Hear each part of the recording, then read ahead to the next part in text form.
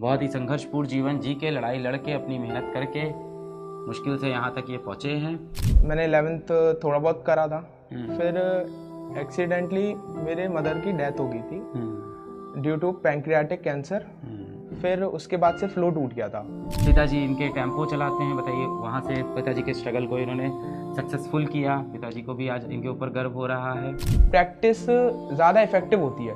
और बचपन से क्लास में कभी फर्स्ट नहीं आते थे आप? क्या आते थे? एवरेज से भी थोड़ा लो ही समझें। अब देखिए इसका शेड्यूल सुनिए, सुबह 8 बजे से रात 11-12 बजे तक सिर्फ पढ़ाई कर रहा है। तो कोई शेड्यूल नहीं है ऐसा कि इतने देर ये करेंगे वो करेंगे। सुबह 8 बजे बैठे तो रात के 12 बजे तक सिर्फ पढ़ाई हुई। तो देखिए कुणाल भैया आप लोग से मिलने आए हैं। इनका नाम कुणाल साहू है। 1.0 एंड दोनों का एक्सेस मिल गया था कि दोनों खरीदना पड़ा था? नहीं, दोनों का एक्सेस मिल गया था। तो प्रयास 1.0 और 2.0 से पढ़े हैं और अभी आईआईटी दिल्ली में पहुंच गए हैं। और इनका जनरल रैंक है AIR कितना है आपका? 7409 और कैटेगरी OBC लगी होगी। OBC कैटेगरी लग गई। संपूर्ण तरह से ऑनलाइन इन्होंने तैयारी की है, पूरी ऑनलाइन प्रिपरेशन की है। इसके पूर्व ये अर्जुना बैच में भी थे और उसके बाद क्लास 12th में लक्ष्य में भी थे, लक्ष्य JEE में थे। 11th में इन्होंने इतने अच्छे से तैयारी नहीं की थी, 12th से पढ़ाई की थी। बाकी कहानी ये बताएंगे। आप थोड़ी सी अपनी कहानी बताइए इनको। एक्चुअल प्रिपरेशन मैंने 12th से स्टार्ट की थी। सच बताऊं तो थोड़ा सा टाइम मैनेज नहीं हो पाता था स्टार्टिंग में। 12th के लिए नहीं कि मैं एक्स्ट्रा कर लूँ 11th का। तो मैंने 12th पे ही फोकस रखा पूरा। DPPs करी, मॉड्यूल्स करे। आखिरी में नवंबर में आते आते थोड़ा वो आया कि अभी YouTube पे सीरीज चालू हुई है। हाँ। तब स्प्रिंट से पढ़ने का कोशिश करा। थोड़ा स्पीड ज़्यादा थी, समझ में नहीं आता था थोड़ा, क्योंकि ऐसा लगता था ये क्या नई नई चीज़ें आ गई हैं। और फिर 11th फिर आखिरी में आते आते मैंने 11th थोड़ा बहुत करा था। फिर एक्सीडेंटली मेरे मदर की डेथ हो गई थी ड्यू टू पैंक्रियाटिक कैंसर। फिर उसके बाद से फ्लो टूट गया था। फ्लो टूटने के बाद फिर मेरे को होश आया। फिर मैंने 12th से फिर से स्टार्ट करा पूरी रिगरसली। फिर 12th पे ही फोकस करा क्योंकि 11th का टाइम थोड़ा मैनेज नहीं हो पाता था। मेरे मेंस में 91st अटैम्प्ट में 96 परसेंटाइल के समथिंग बने, जो कि थोड़ा कन्फ्यूजन था कि ये सेफ़र साइड पे है कि नहीं। फिर मैंने बोर्ड्स पे ध्यान दिया। बोर्ड्स पे ध्यान देने के बाद बोर्ड्स निकला जैसे तैसे 75 के ऊपर, थोड़ा 78 परसेंटेज के समथिंग बना।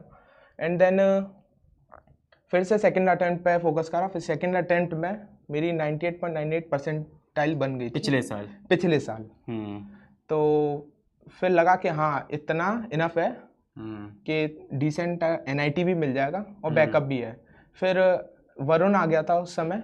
वरुण तब तक आधा निकल चुका था, मतलब 11th के काफ़ी सारे चैप्टर्स हो चुके थे और ऑर्गेनिक स्टार्ट हुआ था।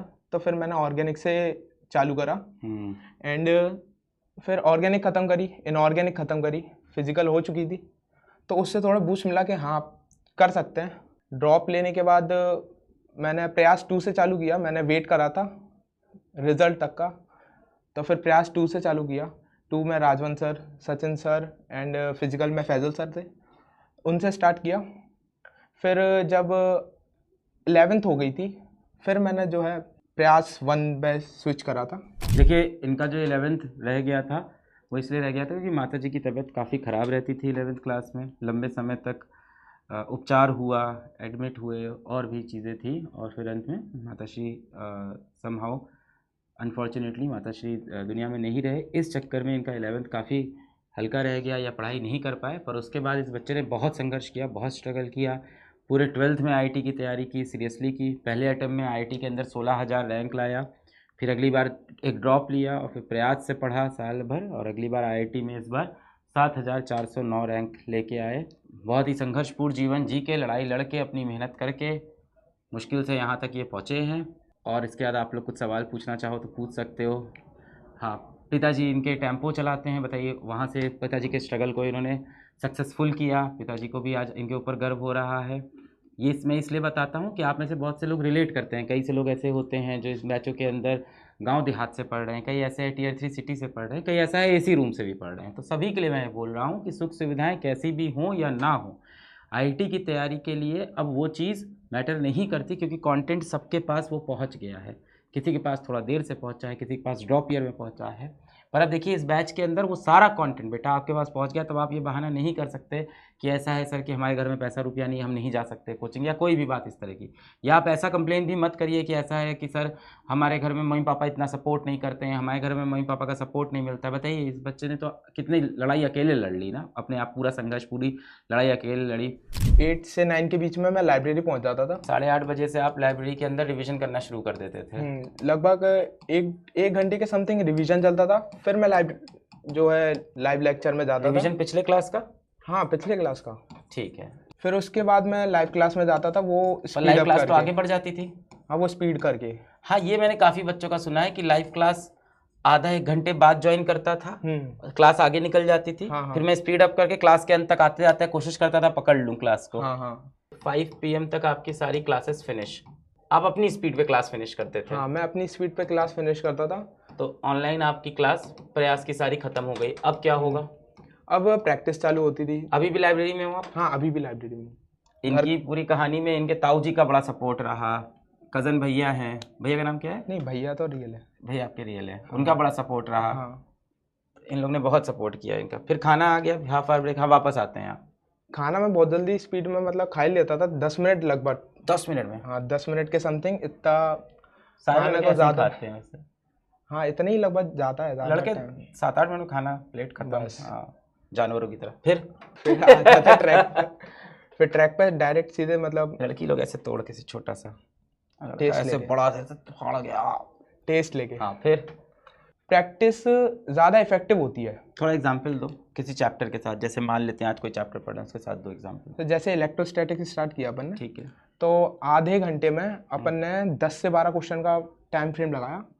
तो ये थोड़ा प्रेशर ज़्यादा रहता है कि आधा घंटा है। अगर अपन ने टाइम फ्रेम बढ़ा दिया, जैसे 1.5 घंटा 2 घंटा कर दिया और क्वेश्चन भी बढ़ा दिए, लेट सपोज 30 कर दिए 2 घंटे के लिए, एंड 2 घंटे में फिर वो क्वेश्चन कम ही हो पाते हैं, थोड़ा लेजी हो जाते हैं। तो वो क्वेश्चन एक ही सब्जेक्ट का होता है 2 घंटे में। PYQ homework. पीवाईक्यूज बहुत ज़रूरी है, क्योंकि सर बीच बीच में दे भी देते थे क्लास में, लेकिन एक बार चैप्टर खत्म होने के बाद पीवाईक्यूज टाइम फ्रेम में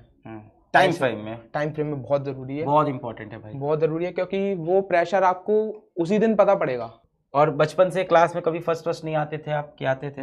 एवरेज से भी थोड़ा लो ही समझ लें।